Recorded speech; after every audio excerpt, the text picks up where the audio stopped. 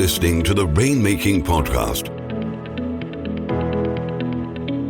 hosted by high-stakes headhunter, author, and professional speaker, Scott Love.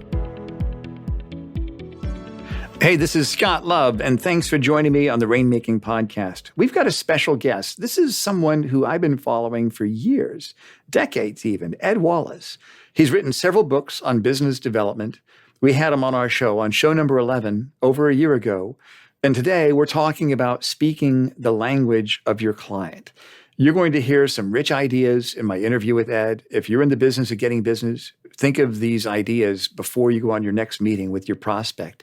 That's the meeting where you're really trying to find out what their problems are. How do you solve for their issues? How can you show that your service is a solution? Those are the ideas you're going to get from my interview with Ed today. One thing I want to ask you to do when you're done listening to Ed, go to the show notes, follow him on LinkedIn. You really need to be in his circle because he's got some great ideas, and I like the fact that he makes things simple. Appreciate you listening to the show. I appreciate all the comments and all the reviews.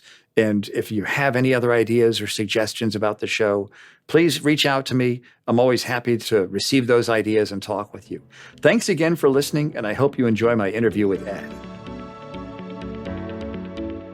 Hey everyone, this is Scott Love. Thanks for joining me on the Rainmaking Podcast. Today we have Ed Wallace joining us. Ed is in the house again. He's on our show for the second time, and today we're talking about speaking the language of your client. Ed, I'm excited to have you here today. Scott, great to be with you again. I know. I guess I did okay. You invited me back. Absolutely. Why did it take me so long, though? It's been about a year. I don't know, Scott.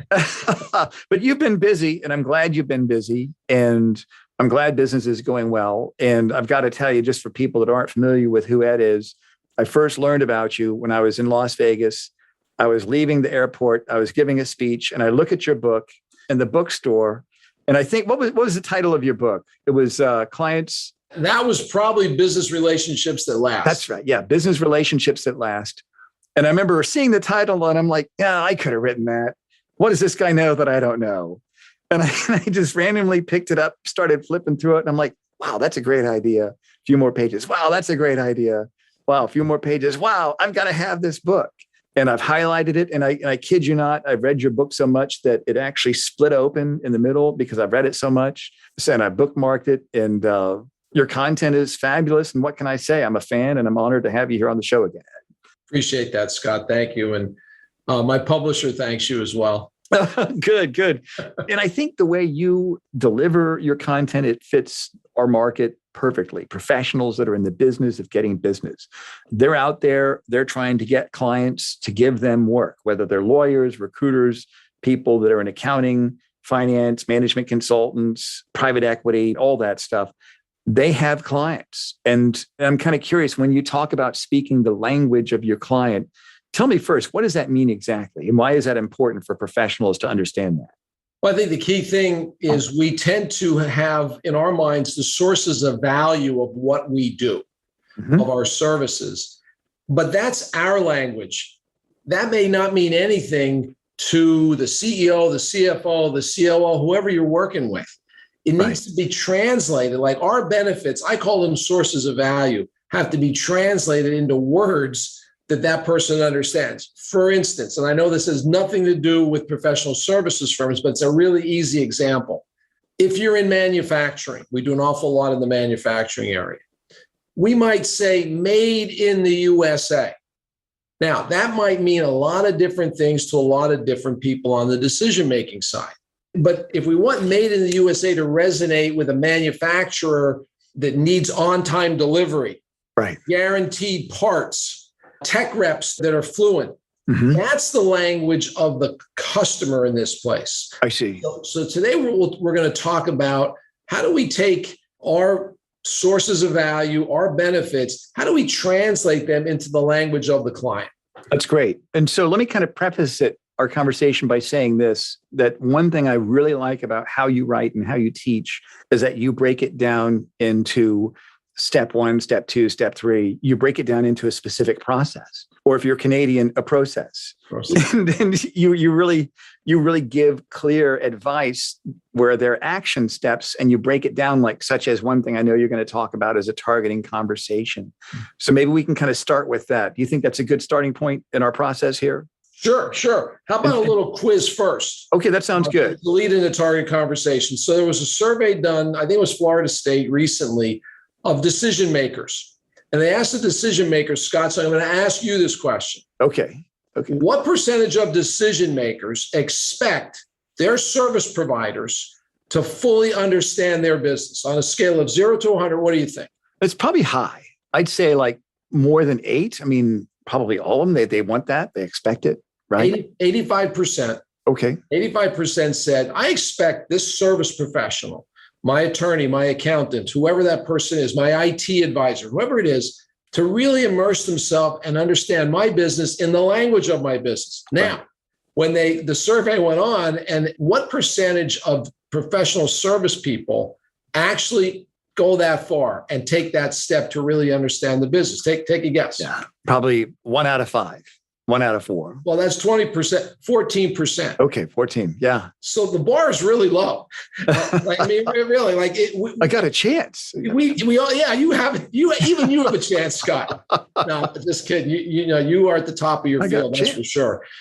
So with that, what we do is we look at data like that and we say, how can we tailor our solutions for our clients and for things like this like your award-winning podcast here?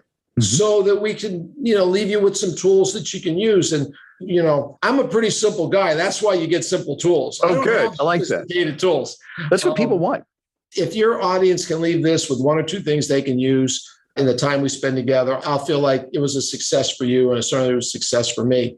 Your original question was, what's a targeted conversation? Targeted conversation is a plan and then execution of an initial interaction with a new potential client. Okay. So everybody can just keep new in their mind right now. We're not talking about ongoing client relationships, a new potential client. And this is somebody that knows what we're in. There may have been a referral. We're at that meeting. We're at that Zoom call at that meeting, and we're there to talk about their issues, right? Beautiful. Exactly. Okay. And I'm glad you mentioned Zoom, because this approach, we did accelerating virtual relationships in our last podcast. Right. This approach works on a Zoom. It works in person, on a conference line or something. So this is a hybrid approach. Let's put it that way.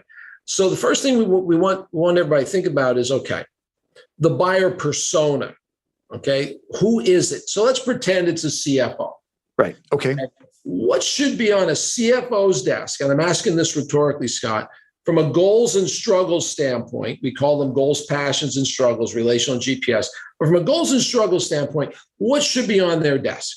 And again, we don't know the person yet. We haven't met with them. But we know we did our research on their business, and it looks like, well, they're trying to expand. They're opening more offices or more branches or whatever it is. So what kind of goals might they have that I might have a solution for? Right. And what might they be struggling with that I've helped other clients for? So we write those down, right? Okay. It's like a pre-call plan.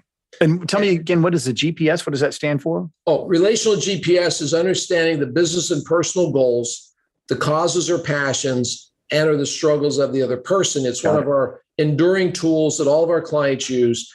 And almost anything you share with me, almost anything this potential client shares in this simulation we're doing here is going to be a goal, passion, or struggle. And absolutely right. We're going to talk about how do we align with some goals, and how do we dig deeper into those goals or those passions? And I got to press pause right here, Ed, because that's just absolutely brilliant. You have simplified, I think, one of the most critical concepts of business development is getting in your prospect's head. And you give us, I like the GPS, goals, passions, struggles. Everything fits in one of those 3 buckets. I think that's brilliant, by the way.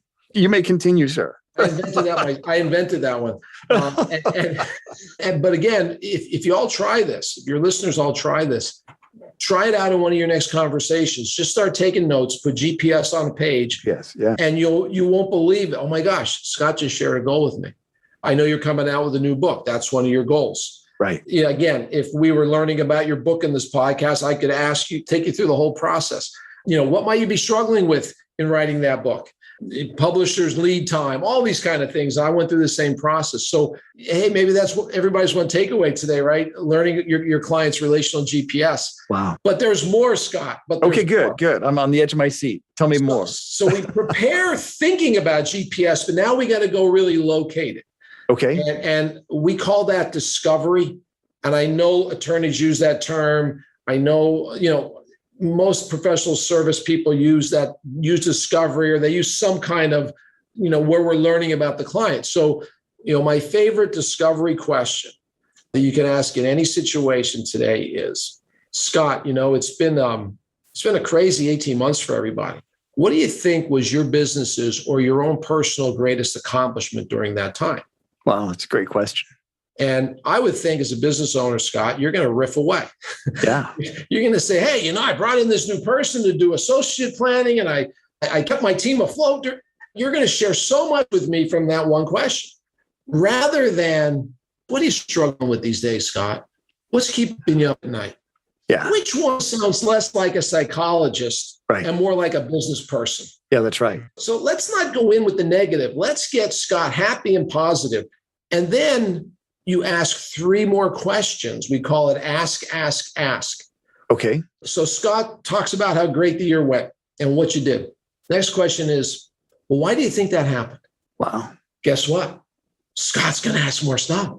He's going to answer more stuff. And he's going to talk for another 5 minutes. And then you say, can you tell me more? Scott's going to say some more stuff because he's talking about it. He's talking about his business and the good stuff he did. And then if you could get to a third question, this is the third ask, is there anything else that you'd like to share about that, or that I can learn about that? Because I'm learning about your business just through this process, Scott. This is wonderful. So we ask a great initial discovery question. And mine was what you accomplished. Another great discovery question could be something like, how has the pandemic changed the way you run your business? And then you go ask, you go, why? Can you tell me more? Is there anything else? I can't stress enough about the success we're having with our customers. We call ours customers. I know you call yours clients. With this really simple process. We fill a half-day workshop with this simple process because they're developing all these questions around various scenarios they're actually involved in. So they're doing real work while we're working with them. Okay, so now Scott has shared all this discovery with us, and we've got notes and notes of paper. We can ask another discovery question, something like, maybe we learned something in there about these branches that this business is opening. We can ask something about the locations, and then we can do, which locations are going to be the most challenging for you? And then you do why. Can you tell me more? Is there anything else? And of course, we're not doing this like a robot. We don't have to use those exact words. We've got notes of paper now. And now Scott is pretty happy because we're talking with him like a business person. We're not talking about our legal services. We haven't jumped to one thing that we do yet. We know we can help based on what he's saying, and we're resisting the urge, unlike the other people he's probably interviewing. Right. So now we get to the moment of truth. Which is pulling out a contract and a pen, right? I don't know if it's that easy. Oh, okay. But the moment of truth in my mind is when Scott turns and says, wow, that's really interesting. I learned about my business based on our conversation. How can you guys help us? And this is where I find that even the best polished rainmakers, they usually blow up. They start talking about the size of their firm and how many staff they have. And, we've done so many projects like this in the past. They haven't addressed one benefit to Scott. Right. And they did such a beautiful job getting the information. They've got everything in front of them that they need right now. Oh, so let me ask you this. So we ask, and it's almost like, here's the wind up and here's the pitch. Now we're ready to make a presentation, to tell. Right. No. So let me ask you this before you talk about this. What should be on my mind? Let's say I'm a consultant with the prospect, Zoom, in person, either way. We've done all this. What should I be thinking about at that point? Well, first thing is, in your mind, are you matching some of the things that this person is sharing with you to your sources of value? Right? We talked about, benefits. We call them benefits. Marketing people provide law firms, accounting firms with, hey, here's why we're so great. Here's what we do. How do we translate that, though, into the language of that client? So all of this that we've talked about is just leading us to the title of this podcast, right? How do we take what we just heard and how do we take what we know are our sources of value, things we're really great at, and translate that into language that this client is going to understand? So let's try to play one out here. I brought up locations a couple of times that this CFO shared with us. So maybe our benefit is, our source of value is we've got regional offices, okay? So a lot of times, the CFO will say, well, we're opening 20 different branches over the next 3 years. Well, we've got regional offices. I think that leaves something to be desired. Right. That's not really meeting that person in the language of their business. First thing I would do is I would ask them where you're opening them, and I would do some more. And then once I said, it's really interesting. One of the areas that you mentioned is Las Vegas. And, we've got a partner in Las Vegas, and they specialize in helping our clients open new warehouses. Now you're speaking in the language of the business because he's opening a new warehouse, let's say, or a branch, whatever they want to call it. Well, the one location you mentioned, our partner's a real expert on helping our clients open new warehouse. We could get, and then hopefully that resonates with that person. It probably will. And you could go to a next step, coming out of this. Could that be one of our follow-ups? Right. Let me get you on the phone with Scott and let's have a conversation about that. I'm probably going to say yes, but they haven't asked us yet, how can you help us? So it could be something like this. Once we discovered that was a good source of value, we call it value proposition shorthand. Okay. If you could picture in your mind, we help blank, we help CFOs increase, decrease, or eliminate through. So we're basically, what we're doing right now is coming up with our own value statement based on what their needs are, right? At that moment. Right. Not the prepared one. So, we help CFOs decrease the risk in opening new locations through, our partner who specializes in real estate or warehouses in Las Vegas or something like that. We want to speak to what they're trying to accomplish, not, we've got a regional partner in Las Vegas and he can really help you with, with this. No, we help you decrease the risk of failure. We help you ensure on-time opening. We help you, guarantee whatever it is. You want to come up with a verb and it's a sentence. It's not a paragraph. Talks about them first.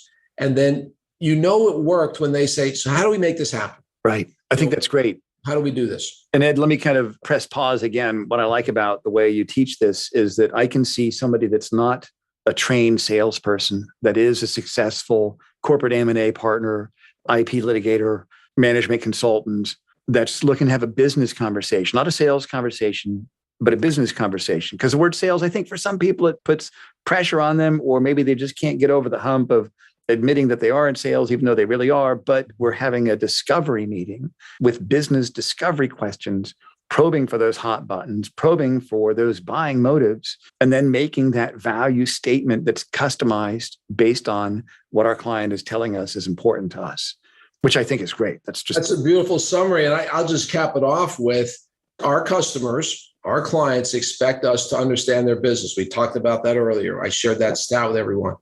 So why don't we think about ourselves as business people masquerading as attorneys? Yeah, right. Or as business people masquerading as accountants, business people masquerading as IT consultants, or whatever it is, business consultants. I think people like to work with business people. A lot of the research has proven that out. Yeah. They can find a lawyer any day. They can always find a lawyer, right?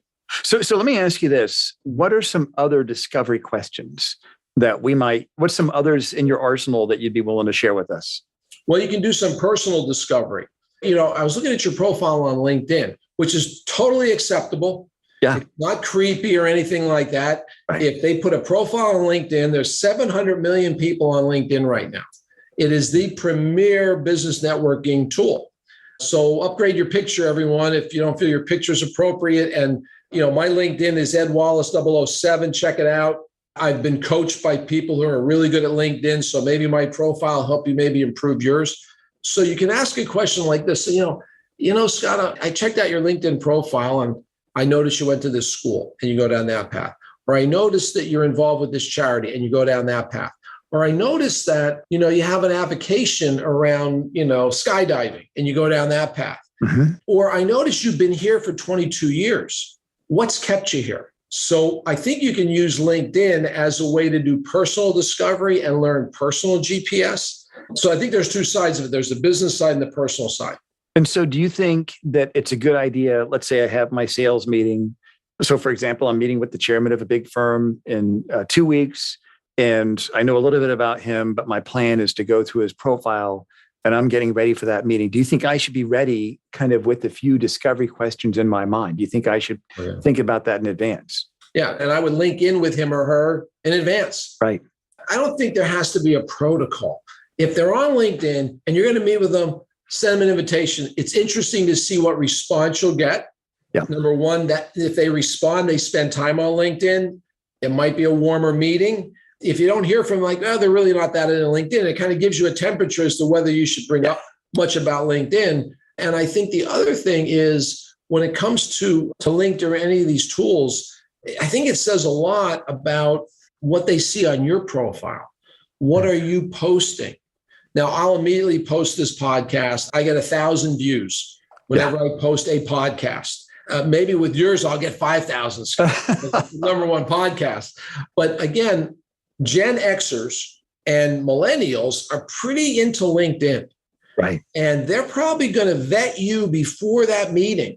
They may start asking you questions about your LinkedIn. So are you posting things that are of value? I'm not saying you have to create stuff like you do, Scott, and like I do. But, if you're a listener to this podcast, share the podcast. Right. And it's so easy. All you've got to do is get the link from Scott when he posts it. Actually, all you really have to do is click share and write a few words. And the next thing you know, it's on your post feed. Right. So I think that it's important. I call it curb appeal. I think it's important that you have a strong LinkedIn profile as well to match any questions you might ask them about LinkedIn.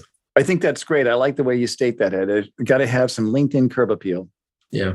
So you've given us some great ideas: targeted conversations, discovery questions, ask, tell, talking about a customized value statement, having LinkedIn curb appeal. You've given us a lot here in about 25 minutes or so. Tell us about the offerings that you have that you want our listeners to know about you, and then kind of bring it home. What are 3 action steps you'd give people to get started on some of the ideas that you shared with us today, Ed? I appreciate that, Scott. Well, hey, everyone, just link in with me. Ed Wallace 007. Yep. I love sharing that.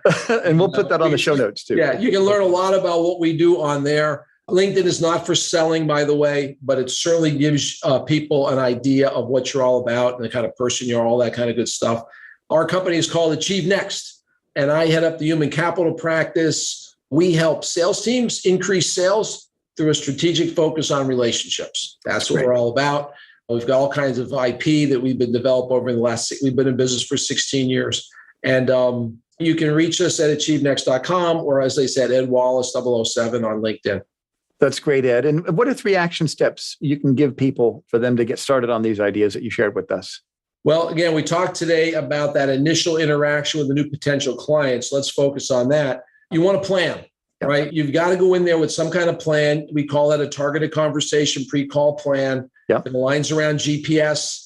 It gets you some discovery questions to get the conversation going. The second one is have those discovery questions prepared. Now that you may not actually use them, but there's some go-tos. Here's another go-to. I forgot you asked before. How's the current business environment impacting your business? That's such a great generic question. I forgot about that one. Yeah. That was my original go-to before the pandemic question. So the first one is plan. The second one is be prepared with discovery. And the third one is, ask before you share your value statement. Find a way to ask those 3 simple questions. Why? Can you tell me more? Is there anything else? And then share your customized value statement. Ed Wallace, great content as usual. Thanks for being on the show. We'll have you back here again in the near future, I'm sure, Ed. Thanks, Scott. Appreciate it. Good luck with your new book. Thank you. Thank you for listening to the Rainmaking Podcast. For more information about our recruiting services for international law firms, visit our website at attorneysearchgroup.com. To inquire about having Scott speak at your next convention, conference, sales meeting, or executive retreat, visit the rainmakingpodcast.com.